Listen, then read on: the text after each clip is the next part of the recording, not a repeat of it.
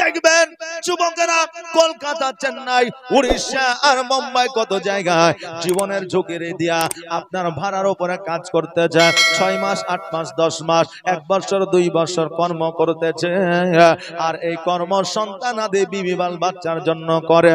আর যখন বাড়ি আসার সময় হয়ে যায়, এত কষ্ট করে 2 বছর বাড়ি আসার জন্য ব্যাগটা যখন ঘাড়ে নিয়ে নেয়, তখন 2 বছরের কষ্ট সব ভুইলা যায়। বাড়ির আনন্দে তার দিলটা খুশি হয়ে যায়। জোরে বলেন সুবহানাল্লাহ। মায়ের মুখ দেখার মতো আনন্দ জীবনে আর কোনো জায়গায় পাওয়া যাবে না। সন্তান আদির মুখ দেখার মতো জীবনে আনন্দ আর কোনো জায়গায় পাওয়া যাবে না। মায়ের মুখ দেখার মতো, বাপের মুখ দেখার মতো জীবনে আর কোনোদিন আপনার আনন্দ পাওয়া যাবে না। তবে আমার মা বোনেদের একটা কথা বলে যায়, স্বামীরা যখন আপনার চেন্নাই, বোম্বাই, উড়িষ্যা থেকে বাড়িতে আসে, বাড়িতে আসার পরে ওই স্বামীকে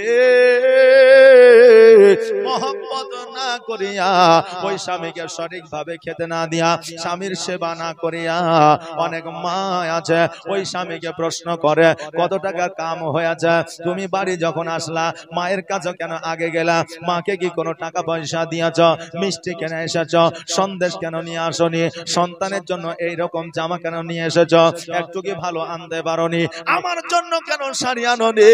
ওরে মা, কোন জোর করে বলি, আজকে তোমার জন্য জীবনকে বাজি রেখে দিয়া ওই 5 তলা বিল্ডিং এর উপরে কাজ কর্ম করেছে, এটাই তোমার কাছে বড় মূল্য মনে করিও, শাড়িটা বড় নয়। অতএব স্বামীকে কোনোদিন এই প্রশ্নগুলা করবে না, কারণ স্বামী বড় মনে আশা নিয়ে বাড়িতে আসে।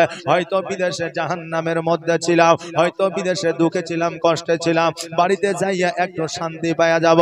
বাড়িতে আসার পরে বিবির মুখের কথাবার্তা শুনিয়া ওই স্বামী যদি কষ্ট পেয়ে যায়, জীবনে যতই ইবাদত করো না কেন, কোন ইবাদত আল্লাহর দরবারে কবুল হবে না।